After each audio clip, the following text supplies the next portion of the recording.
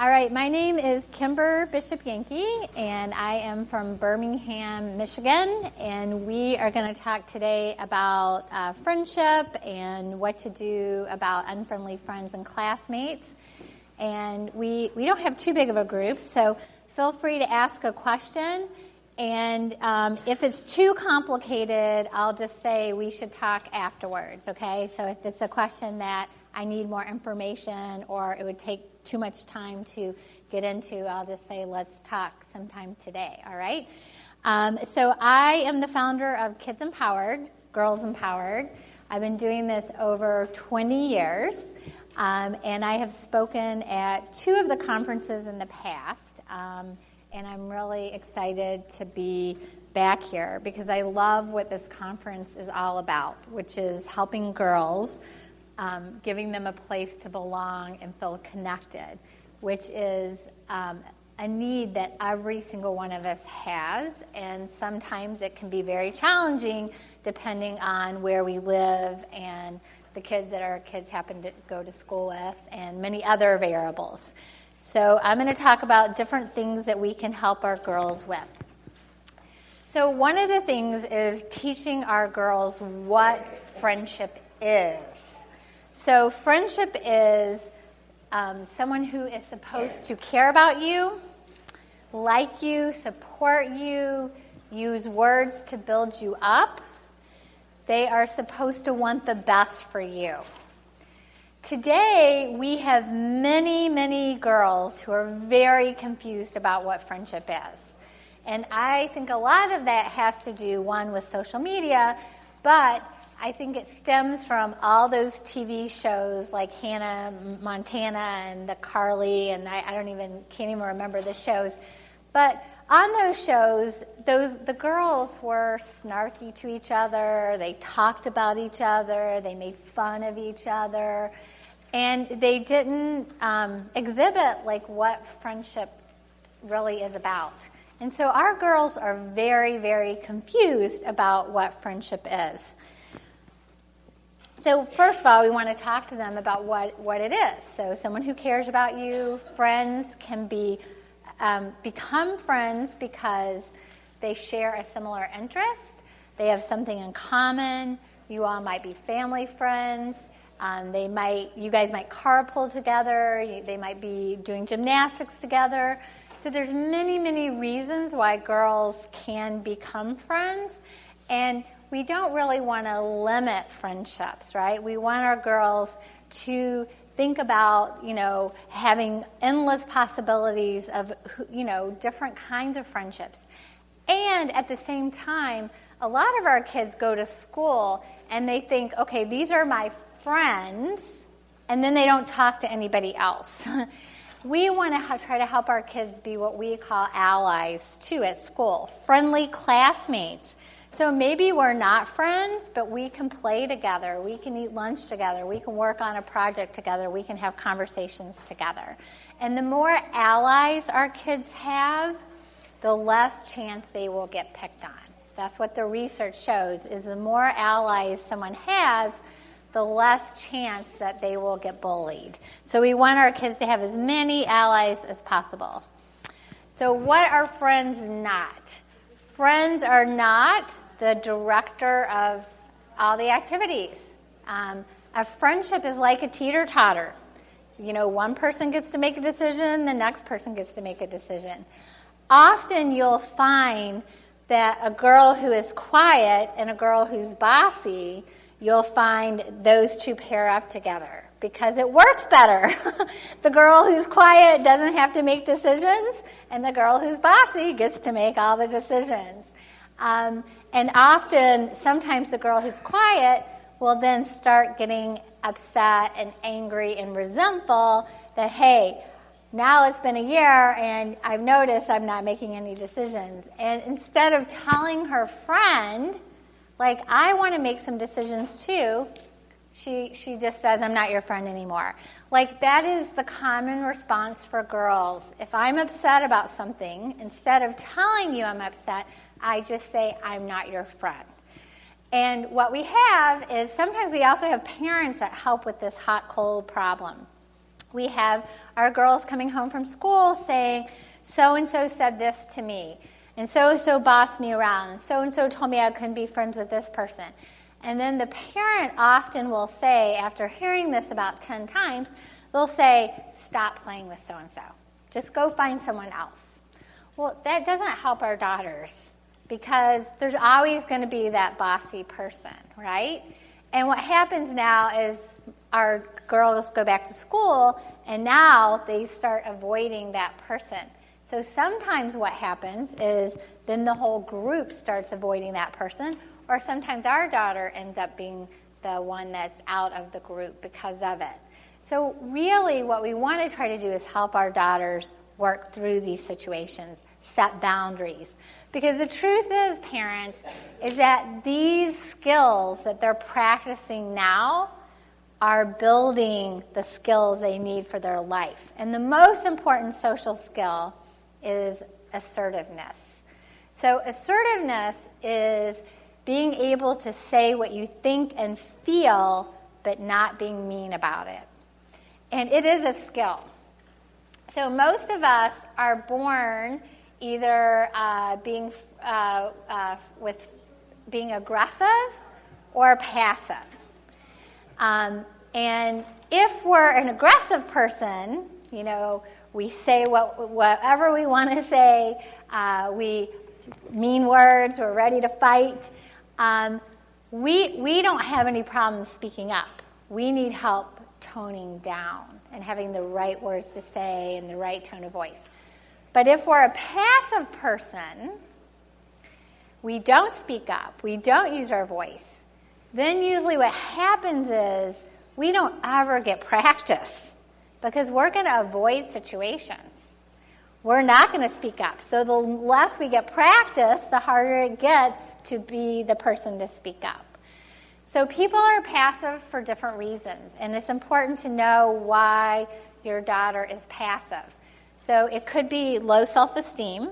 I don't feel good about myself. I don't feel like I matter. I don't feel like I count. It could be anxiety.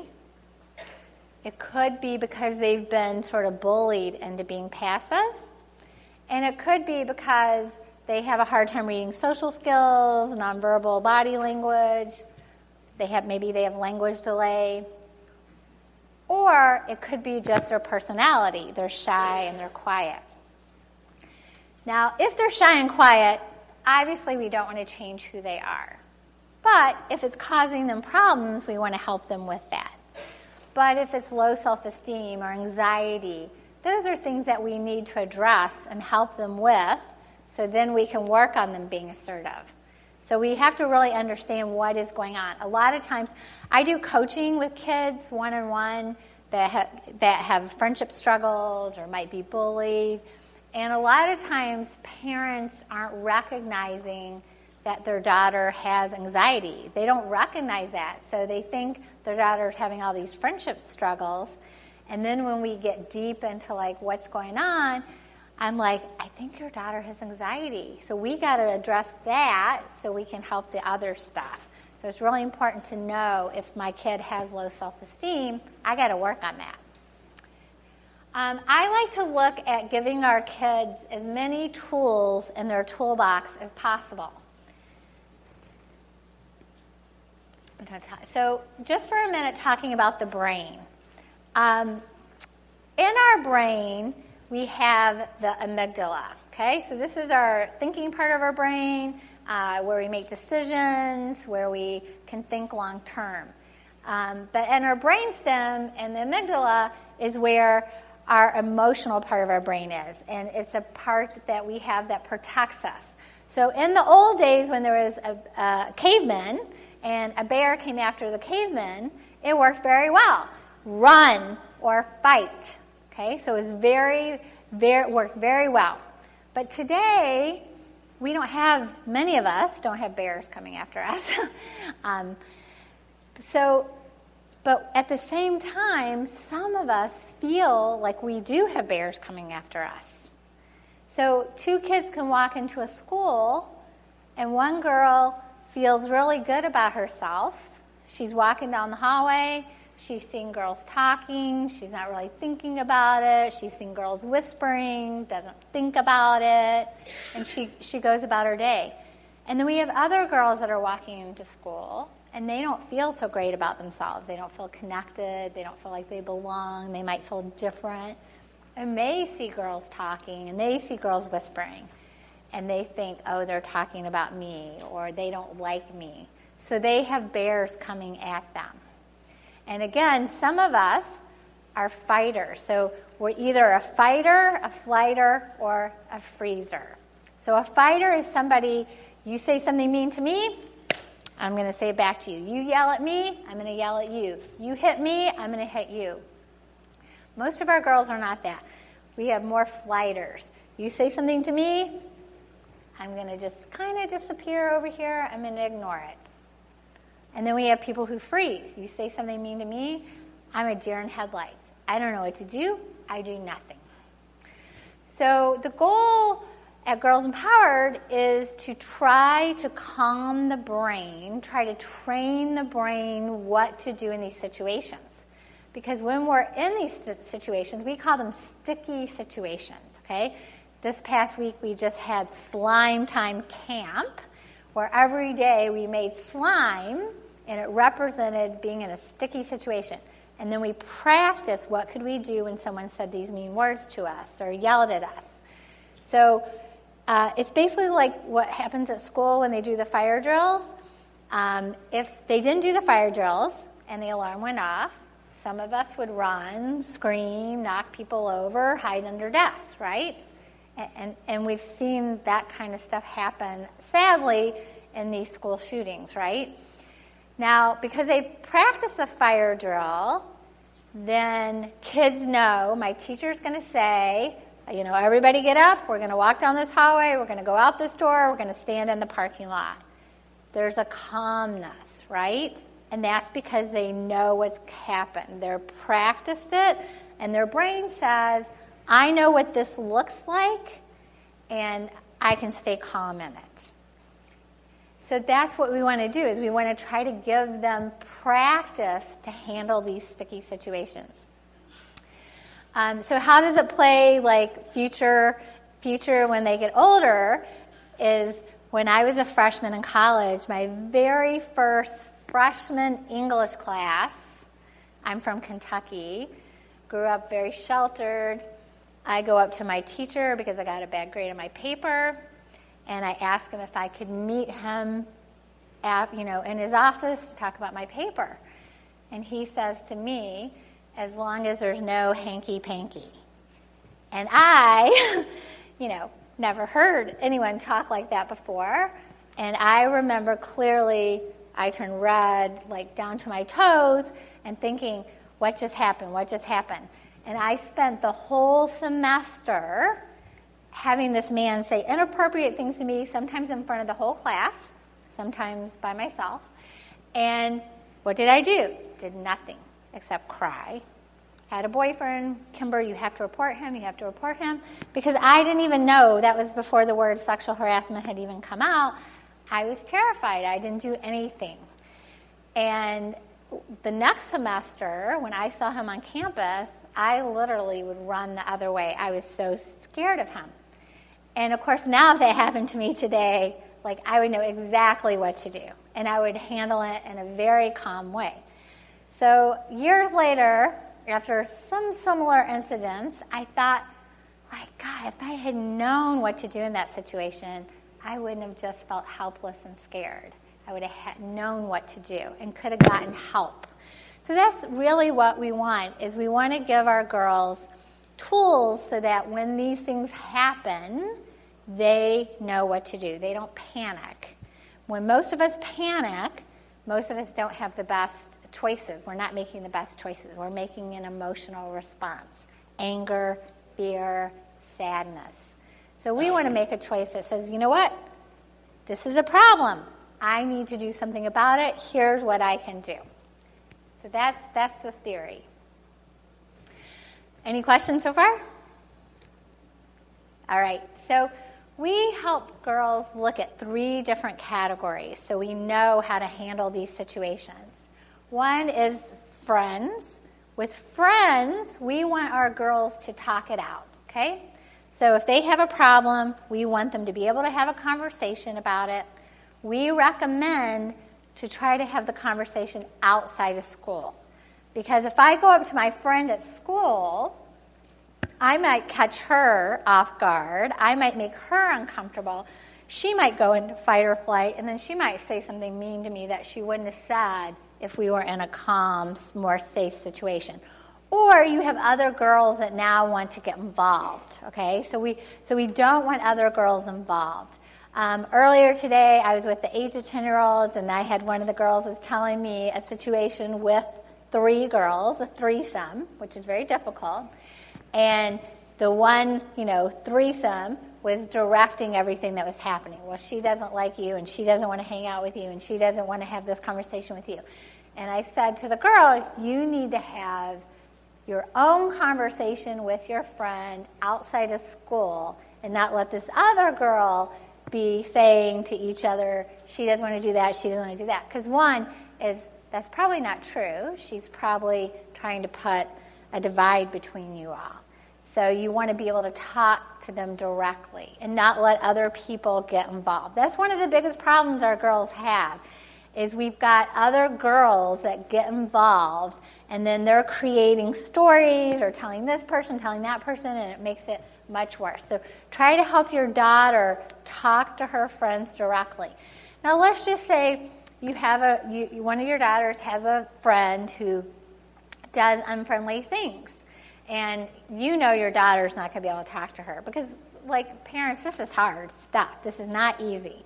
So we want to give our girls a way to talk. So like if you had Girls in Power, they could come to a workshop, and then they would have a place to talk about it. It's normal, it's safe. But you all can create things like that at your house. So maybe you guys are making friendship bracelets, or making a friendship kit, or you're doing friendship drawings.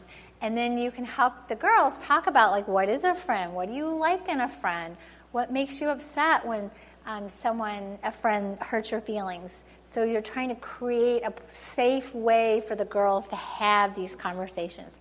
And the truth is, the more the girls can talk about this stuff with each other, then they're going to know, hey, we can talk, and I know that maybe you're mad at me right now, but you're still going to be my friend because we've talked about what do we do when we're mad at each other. And there's lots of books out there. Like there's a book called Friendship Rules that we actually use in some of our workshops to help girls talk about what does it mean to be a friend. It talks about like girls that came up with rules about how do we want to treat each other. So that's a great book that the girls could do together. So with friends, we want to talk it out. With unfriendly classmates, when you stand up for yourself, there's no conversation. You say, and we call it a Batpocket Response, you say the comment, and then you move on. You do not have a conversation about what they said, okay? So like in one of my camps, one time I saw these two, it was a boy and a girl, and they were jumping, and they were supposed to be coming over to the circle, and they were jumping straight up. And I went over to them, and I said, what are you guys doing? And the little girl said, he said he could jump higher than me. So she was trying to prove that she could jump higher than him. And I'm like, sweetie, you don't have to prove anything. So our kids, when somebody says you're this, you're that, our kids a lot of times want to prove them wrong. No, you don't have to do that. All you need to do is let them know in different words. We're going to talk about it, but what you want to let them know is, I'm not interested in this conversation, and moving on. I like myself, I'm good with myself, and I'm moving on. Because what happens is our kids get in a trap, okay? So now I'm trying to prove to you that I am smart, or I don't have messy handwriting, or I'm this, or I'm that. And it's not a winner. Because, no, you don't have to prove anything to them. You just have to let them know what they're saying to you is not okay. So we don't get into really what the person said. We just send them the message, what you're saying to me is not okay, and I'm okay with me, and I'm moving on with my life. Do you guys get what I'm saying? Because this is really important, okay? And then the last one would be if somebody is a bully, okay? So we do not want our kids thinking that they're being bullied if they're not. So what bullying is repetition. It's over and over, and it's somebody trying to come after a person and make them feel like they're this big, they don't matter, they don't count. It is on purpose, and it could be physical, it could be verbal, and it could be what we call relational aggression, which is more common actually. Relational aggression is trying to hurt other people's relationships so that other people will think poorly of them or won't be friends with them. So, for instance, tell me your name again? Terry. So let's say I didn't like Terry. I might spread a rumor about Terry and say Terry's mean. You would be surprised that one of the most used tactics is the mean girl saying someone else is mean. That's one of her most used tactics. So I tell everyone Terry's mean, don't be friends with her. And then I try to get you all to treat her poorly, to reject her. That is called relational aggression. Okay? And it's sneaky. That's why teachers don't see it. I had, and this is, if I could go in, and is anyone teachers here? Okay.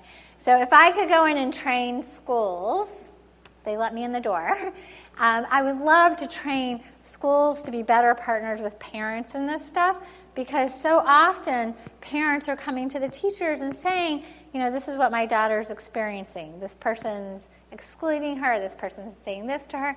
And the teacher, she doesn't see it. And that's normal. So the teacher's like, well, I don't see any of that. That's not happening in the classroom. So, like, for example, I had a third grade girl who was feeling like she had no friends and girls were being mean to her. She happened to be sitting at the table with the two girls that wouldn't talk to her. So and the mom kept going to the teacher and saying, like, they're being mean to her, and the teacher's like, I don't see anything. Like, I'm not seeing it. Well, after meeting with the girl and trying to get into what's her day look like? Who are you walking down the hallway with? Who are you sitting at lunch with? What are you doing at recess? When I do coaching, I get into very detailed, like day by day, minute by minute, because those are the things that tell the clues, of what's going on. Turns out that this little girl, third grader, was following these two girls at recess. She was trying to play with them. They weren't allowing her to. So she just followed them around. And then she was coming home completely rejected. They don't talk to her at the table. They don't talk to her at recess. And it is not okay for our kids to be repeatedly rejected. So social rejection, dealing with social rejection, is actually a social skill. There are over 100 social skills. That's one of them. But some of our kids get repeatedly rejected. And there is research on social rejection that when you get rejected repeatedly, it actually changes your brain, and it actually changes your motivation to conform to group rules, group norms. So when you have a kid that's acting out, it could be because they've been rejected so much.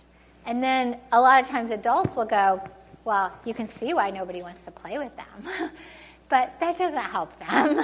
So we have to try to figure out, like, what's going on and try to make sure they're connected. Every person in this world has a human need. We all have the same need to belong, to be connected. And that, for some of our kids, is very difficult. And parents, I totally get the challenges. And I'd be happy to talk to anyone who needs to try to brainstorm, like, how can we make that happen? Because sometimes you have to really work hard and get creative about trying to get your kids connected.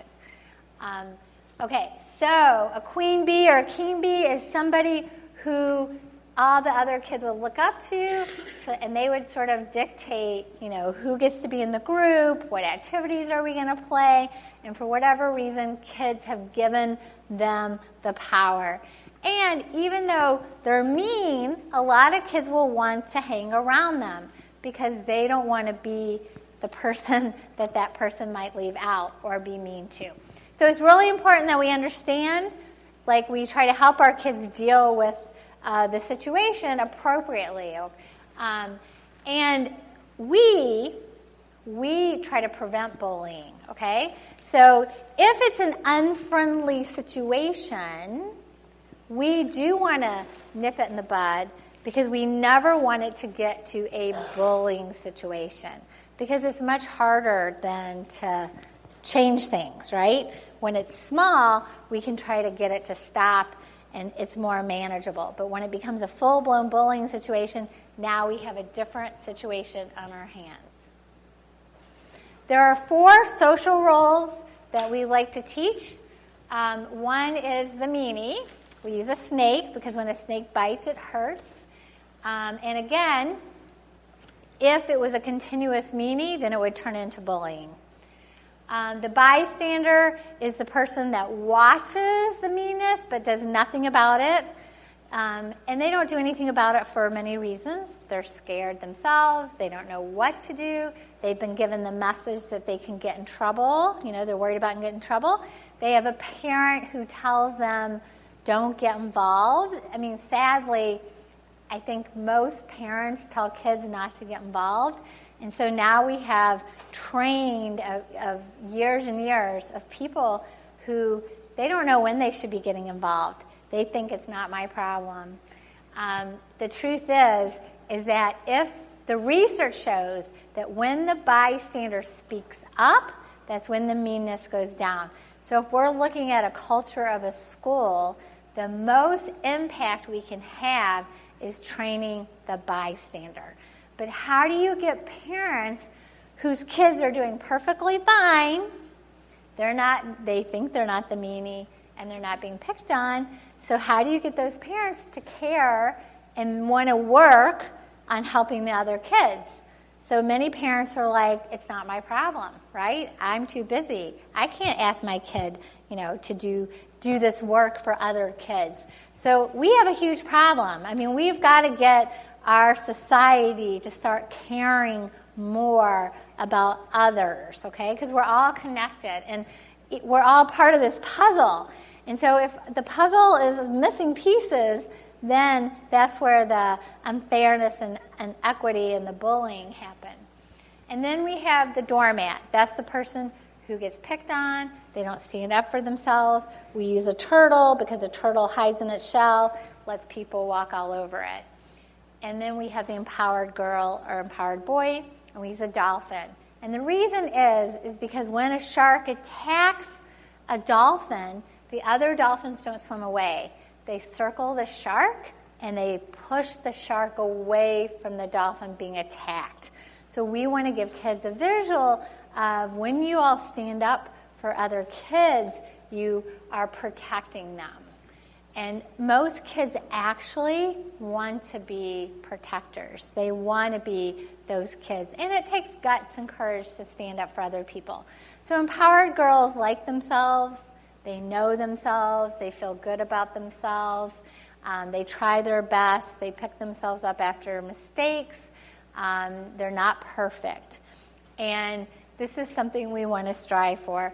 One of the girls said earlier to me today, when I was showing them what confident body language looks like, she said, well, what if you don't feel confident inside?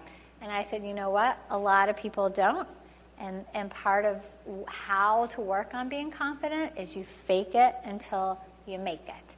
So part of being empowered is doing these things. You're on this journey until you get to that point. It's not for some people, it's really hard, and it's going to be a continuous journey their whole life. So speaking of social skills, social skills of a friendly classmate. So we want to try to teach our girls to be friendly classmates, saying hello to as many people in school, not just our friends, wearing a friendly face. You know, when someone's telling us something sad, our face looks sad. When somebody's telling us something funny, we try to laugh. Using our hands for high fives, thumbs up, waving. So our body language can show people we're friendly or we're not friendly. Words like, sure, you can play. Yeah, you can sit here. Come sit with us. Do you want to join us? And then being an ally, giving compliments, using your words to build people up. Having good manners is also social skills, being helpful. So I mentioned with sticky situations, with friends, we want to talk it out. They can share feelings. You can tell your friend, that made me sad, that hurt my feelings, that made me mad. Do not tell your feelings to someone who is not your friend. Okay? That is so important. So some schools do teach iMessages. iMessages are great. But again, you have to know when to use them. So like I had a boy who went up to his 4th grade bully, and he said, "Why do you hate me?" And the boy said, "I don't hate you. I only hate 90% of you." So you never say why. I mean, that was a pretty good one, right? But mean, but good. You never ask why. Why can't I sit here? Why can't I play? Why don't you like me? Those are open invitations to say, well, I don't like you because da-da-da-da-da. The other thing a lot of girls do, breaks my heart, is, so let's say that I go to school, and I mean, I've just heard story after story this year. I go to school, and my whole friend group tells me, we've decided we're not going to be friends with you anymore. We don't want you in our friend group. So I just met with a group of 4th graders. There were 4 girls and 1 girl. So the 4 girls went up to the 1 girl at school and said, we've decided we don't want you in our friend group. And now this girl was like, what did I do? Why don't you like me? What's wrong with what I did? So instead of saying, it sounds like you're mad at something, it sounds like you're upset at something, can we talk? She was saying, what did I do? And so then that gave the girls to give her, like, you're this, you're that, you're that. Do you guys see the difference? So she opened herself up for criticism, to be attacked. And you know what was crazy was this drama was going on all year long, and they met with a counselor. So the counselor had them say something that they thought each girl did was mean. And there was one girl in the group that basically, she didn't do anything was mean. So, but because they were told, what is something that each girl does, so instead of saying, well, she's not doing anything, they said, well, she does back handsprings and headstands all the time at lunch and recess. So I was like, okay, well, what's wrong with that? And they're like, well, it annoys us. And I'm like, oh, okay, well, maybe you want to go play somewhere else if you're being annoyed by her doing back handsprings. But that's not mean. So I'm like, and they're like, well, yeah, you're right. You're right. So girls are very confused about what is mean and what is not. They think a lot of annoying behaviors are mean. So they think the kid next to them that's eating their snack and, putting their hands all over their mouth. Like I had a little girl at camp this week say that she kept asking this boy to stop doing that because it bothered her. And I said, you know what? It's okay that it bothers you, but it's not your place to say a word about it. If it bothers you that much, go sit somewhere else. And you're just going to have to manage that. So she saw him as being mean. Like he was making her upset, so that was mean to her. So our kids are so confused about this stuff. Okay, so with friends, again, we're not arguing with what we're saying. Okay, so what are the 3 things you need to stand up for yourself? Before I go to this piece, does anyone have questions?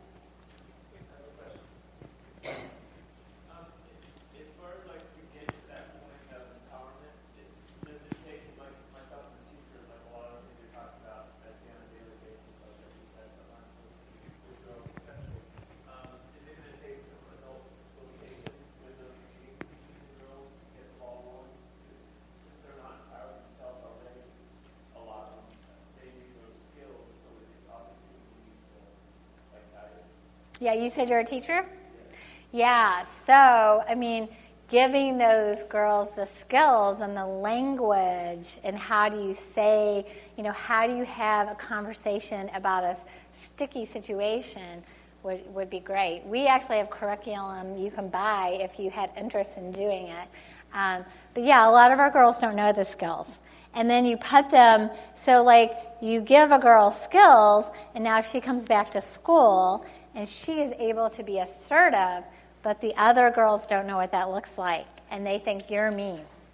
You're mean because you just told me that I hurt your feeling because you felt like I left you out. That's mean. So a lot of girls automatically, they don't like something, that's mean. So it makes it hard.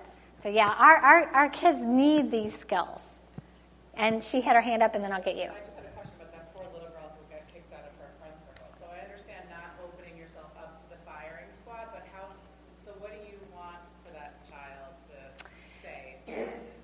Yeah, so she should try to talk to the girls separately. So there was this gang mentality. They had energy within the group. So she should try to talk to the girls separately, never through text messaging, FaceTime, ideally face-to-face. Go out for ice cream, go to the movies, and just say, like, I understand you're mad at me. Like what upset you? Not what did I do wrong. Like, what upset you? Because what I did, what you're upset about, maybe I'm not even doing anything wrong. But there might be. Turned out this particular girl is a little bossy, and she actually was creating some drama herself. And so I actually talked to the mom, and I said, hey, do you think we could do a couple sessions just with her? And then she was coming to tell me all this stuff. And what was happening, so some girls do this. So what was happening was she was going home every day and crying, this person did this, this person did this, this person did this. So then I had her start writing everything down in a notebook. And I said, if there's something you have to tell your mom, of course you can tell her. But what I'd like you to do is try to wait till Saturday. Then I want you to open the notebook up. And then I want you to pick the 3 things that you feel were the worst. And I wasn't surprised, but after her doing it 2 weeks, drama went way down. Because what was happening was she was in this like battle, she's mean, she's mean, she's mean. So then she's in this fight or flight all the time, comes home, mom's upset, so we're creating drama now. Well, I kind of pulled the plug on the drama. Like she wasn't getting the reaction because we weren't creating that. Do you guys follow me? So then when, how you guys get a text message or an email, you're not feeling great, you read it and you're like, I cannot believe that person said that. And then, when I first got email, I remember I shut off a few emails that I was like, oh, I shouldn't have done that. Now I get a sticky email. I wait maybe 4 days, 5 days, read it again, and then I'm like, oh, that didn't sound as bad as I read it the first time. You guys know what I'm talking about? So that's exactly, she was reading the situations, and they weren't so big as when, they were happening in the moment to her. So the drama went way down. And then when I talked to her, so I'll give you an example. She said, so she and another girl were on the swings. They were doing flips. a girl came up, and they tried to talk her into doing the flips. She didn't want to do it. So then these two girls went off or at the slide or whatever. They look over, and now there's two more girls on the swing. One of the girls was one of the ones they were trying to get to do the flip. Now she's flipping. So she's all mad because she's flipping now, and she wouldn't do it when she wanted to do it. So the other girl's trying to get her to go up to her and say, why wouldn't you flip when I asked you to? Thankfully, because she learned in our workshop, no, don't do that, not a good idea. But she was all mad about it. So I said, okay. I said, there could have been a lot of possibilities here. She all of a sudden decided, I want to flip. The girl that came up to her was more influential. Or maybe the girl came up to her and said, hey, what were they doing? You don't even know. But why are you getting mad because she's flipping 10 minutes later? You know? I'm like, you got to put things into perspective. And so then it kind of like took the, drama out of this like story she had created. So that's some of it. But yeah, we try to get girls to talk individually. When it became this gang mentality of these four girls, they were feeding off of each other, right? Power in groups. They had the power. And then once we pulled the plug on that, things went down dramatically. And I saw, yes? Yeah, my daughter can't discern between what is mean behavior and what is sometimes just obviously sarcasm. So there were 3 boys in her school, in the high school, that would go past her in the hallway and try to fist bump with her and go, Carly! And she said, they'd go, Carly! And they'd put their hands out in the hallway. And she said, they're making fun of me. I said, I don't know if they're making fun of you. I'm not really sure. That sounds friendly, actually. I thought they were kind of just like, hey, and they did it for a couple days, and she finally said, I told them to stop. And then she also complained to her friend about it. It was real assertive, and her friend went over and told them all, you guys cut it out. And I think they said, we were just trying to be friendly. Mm-hmm. So I feel like she's making herself, she's isolating herself. Mm-hmm. Person because she's misreading social media. So the best way to learn social cues, social skills, how to stand up for yourself is to practice it.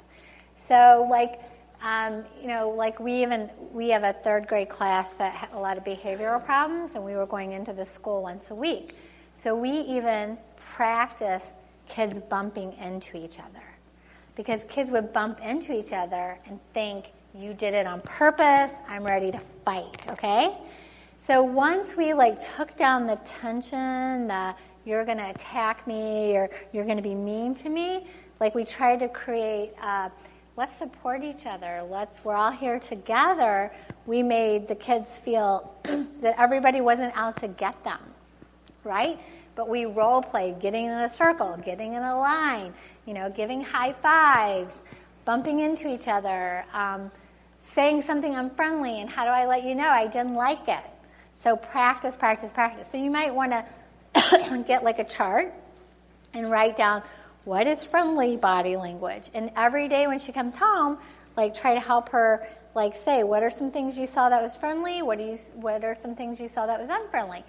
And then even when kids tell me, this is a big one, kids think that other kids are talking about them. That is the number one complaint we get, is they're talking about me. And I'm like, how do you know that?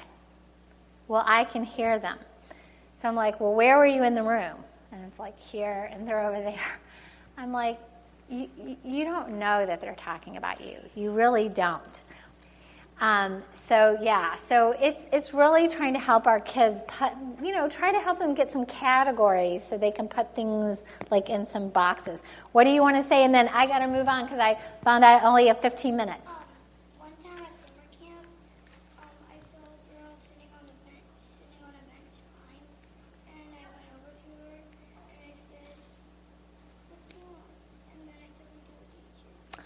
Awesome. So she said she saw a girl sitting on a bench by herself crying, and she went over to her and said, what's wrong, and took her to her teacher. So that's a friendly girl right there. Yay! Okay, so there are 3 things you need to stand up for yourself. One of them is confident body language. Confident body language is standing tall, chin up, direct eye contact. We say SpongeBob square shoulders, SpongeBob square pants, SpongeBob square shoulders. You can have your girls walk around the house with a book on their head to practice. They say that 70% of all communication happens through nonverbal body language. So parents, this is so important that we work on this confident body language. The second one is our voice. Our voice cannot be mean. It cannot be aggressive. It cannot be yelling, annoyed. All of this is like putting gasoline on a fire, okay? So it makes it worse. Our voice cannot be passive or weak. That tells a person, I have power over you. Our voice needs to be matter of fact. And that takes practice, okay? So I'm going to go over some of the scenarios that are the most common. We call these Batpocket responses. If somebody is making fun or makes a mean comment about your schoolwork, anything to do with school, okay? How you open your locker, your messy handwriting, how you sing, your grade, let's say you're doodling and you're supposed to be reading. Anything to do with school. Any kid makes a comment, you say, I'll let the teacher worry about that. Nothing else, I'll let the teacher worry about that. Now, we're not telling kids to go tell the teacher. We don't need to tell the teacher that. A lot of our kids think, oh, someone did something mean to me, I have to go report it. If you take care of it, no, you don't need to report it. You handled it, you moved on, okay? We want kids to feel like, you said something mean to me, I stood up for myself, I'm good, and I moved on. So let's just say I'm walking down the hallway, and the kid says something mean to me about my school. I'll let the teacher worry about that, and I'm going to keep doing what I'm doing. Now, if I have a kid that sort of targets me, I might see them coming, and I might have a plan, okay? So at recess, I might have a kid that I go up to. When I see Joey coming over, I might stand up for myself, and then I might go over and hang out with my friend Marissa. And if I'm really good friends with Marissa, I might go ahead and tell her, hey, if I start talking about eating a double fudge sundae, then you start high-fiving me. Because what we want Joey to see is that I am busy, I am good with my life, and I'm moving on. What we don't want Joey to see is me to look defeated or crying or mad. Because then Joey says, you know what, I got that person. I'm going to keep doing it, okay? If kids know that they've got you, you're like a magnet, right? So if it is anything to do with recess, after school, care, a camp, something fun, you're at the park, and somebody says, I run faster than you, or you don't throw the ball good, or you can't kick, or you're not athletic, whatever it is, you just say, I'm just here for fun. I mean, what are they going to argue with? You're doing fun wrong? I'm just here for fun, right? We're giving them nothing to talk about. And then you move on. If it's something you like about yourself, so your glasses are ugly, your shirt's ugly, you're this, you're that, and you like it, you just say, I like it, I'm good, move on. If it's something you don't like about yourself, okay, then you say, focus on yourself, or you've got too much time in your hands to be worried about me, or I'm not interested in this conversation. Move on. Okay? The key is not to have the back and forth. Now, let's say our kids are in school and the person next to them is the one saying the mean comments. Okay? So they say the mean comment, you stood up for yourself, they keep talking, then you would turn to them and say, I'm not interested in this conversation. And then you focus on what you're doing. You are controlling the conversation. You are setting the boundaries. And then the last one is, if somebody calls you a name, I don't play the name-calling game. not interested. Do you guys see what I'm trying to do? I am not playing the game with you. I am good with myself, and I am moving on with my life. That is how you stand up for yourself and shut situations down. Let me see what else I want to cover. How much time do we have? 10 minutes? Oh, good. Okay, so some of the things that cause our girls a lot of stress. Secrets. Girls are not very good at keeping secrets. So we tell girls, only tell your goldfish your secrets. And, of course, your parents. But our point is, try to find someone that's not at school that if they shared, that it would cause you problems, right? Try to find a cousin or a friend that's like in another group. But be careful with those secrets, all right? Because they cause a lot of pain. One-upping. I talked about that. I'm just here to have fun. Whispering. I wish that schools would teach that whispering looks unfriendly. It does. So unless you're supposed to be working together on a project in school and then you need to whisper, of course, that's when it would be appropriate. But other than that, we should not be whispering. It looks unfriendly. So we tell kids not to assume that people are whispering about you. Try not to do it yourself. And if people are whispering, don't go up to them and ask them what they're talking about, because that usually backfires. People are going to get mad.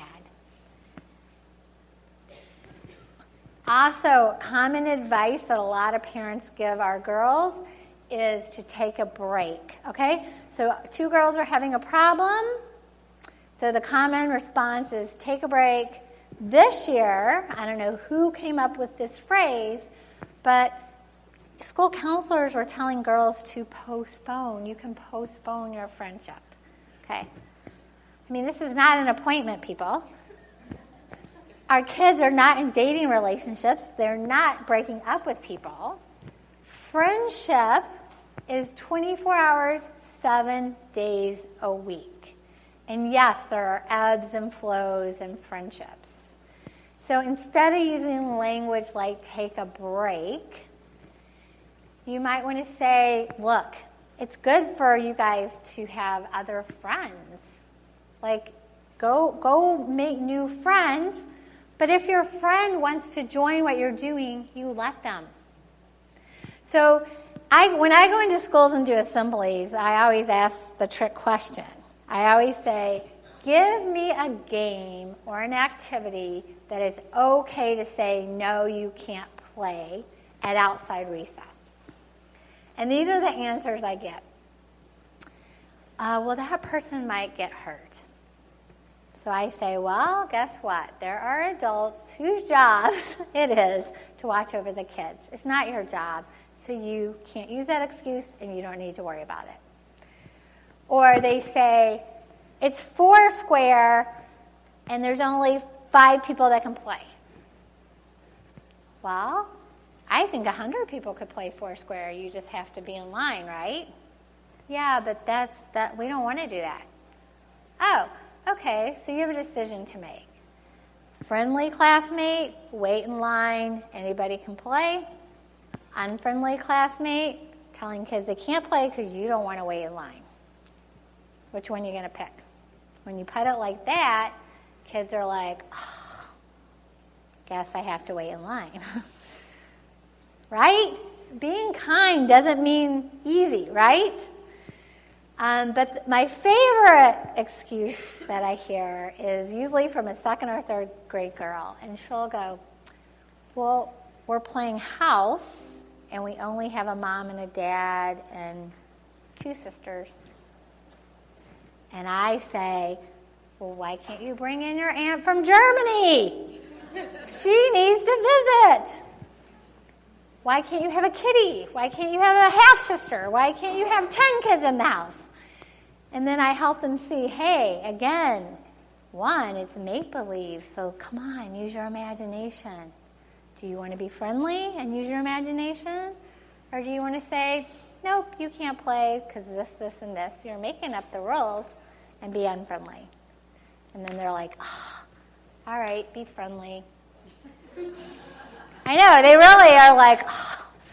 Okay, so the best friend stuff. Like, that is a marketing scam.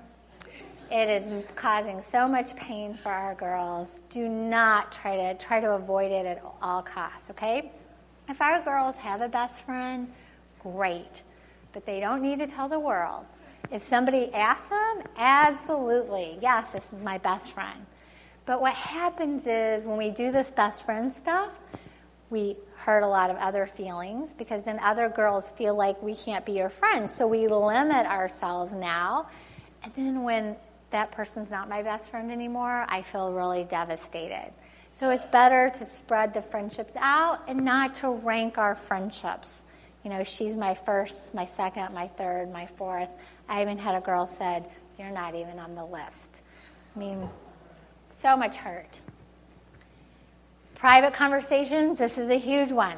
Okay, so this is what we believe at Girls Empowered. At school, you're part of a community.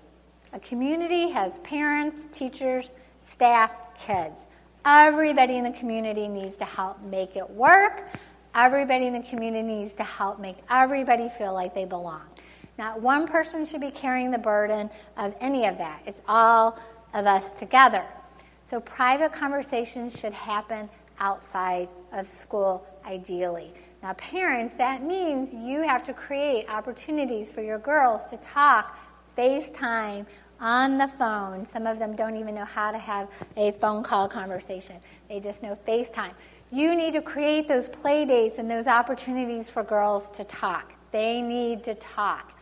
So what happens is, if we're having a private conversation and you walk up, we would change the topic, okay? We wouldn't say what the most common answer is, go away, we're having a private conversation. I mean, how hurtful and mean is that? So we change the topic, right?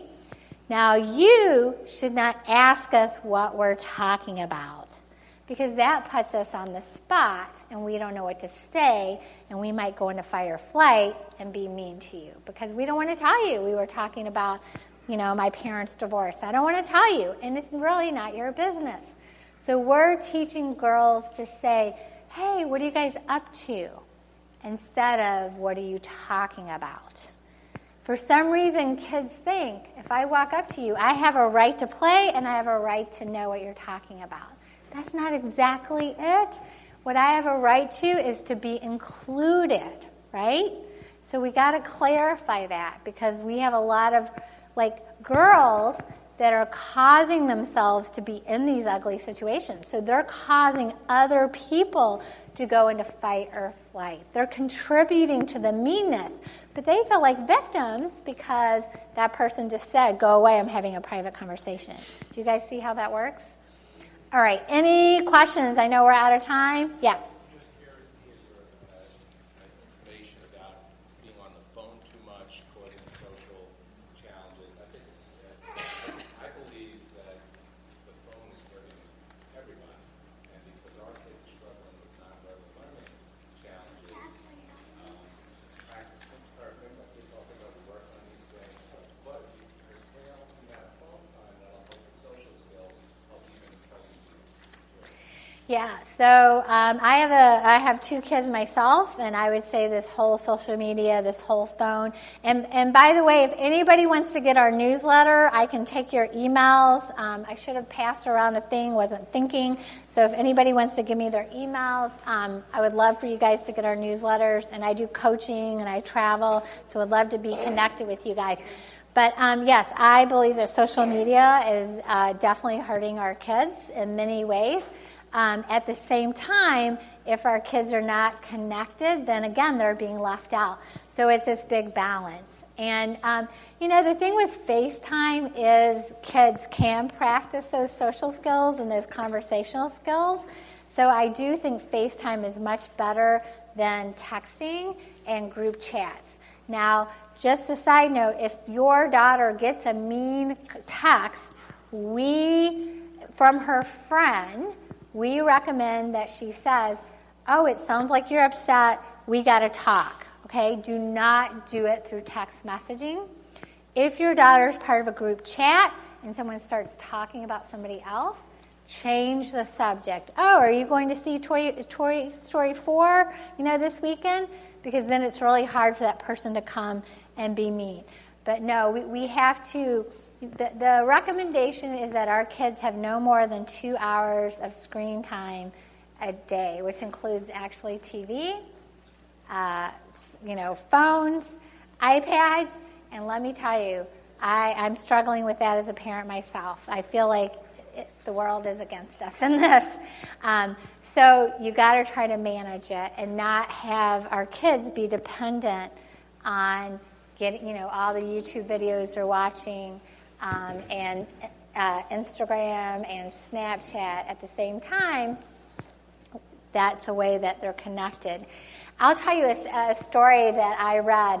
There was a father wrote a story about his son who, I don't know if he was like 35 or 40, and this is in England. And his son had some debilitating disease that he basically lived alone like his whole life. And he was so sad because he thought I don't want to cry when I say this. He thought his son had no friends and was lonely. Well, when his son died, it turned out that his son had been on these games, and his son was like a master of these games, and he had hundreds of friends through these games. So, I'm like, oh my gosh, that was a beautiful story. He would have never have had that opportunity, right? So it's a balance, people. Sorry, I'm ending on an emotional note, but love to talk to you guys, okay? Thank you.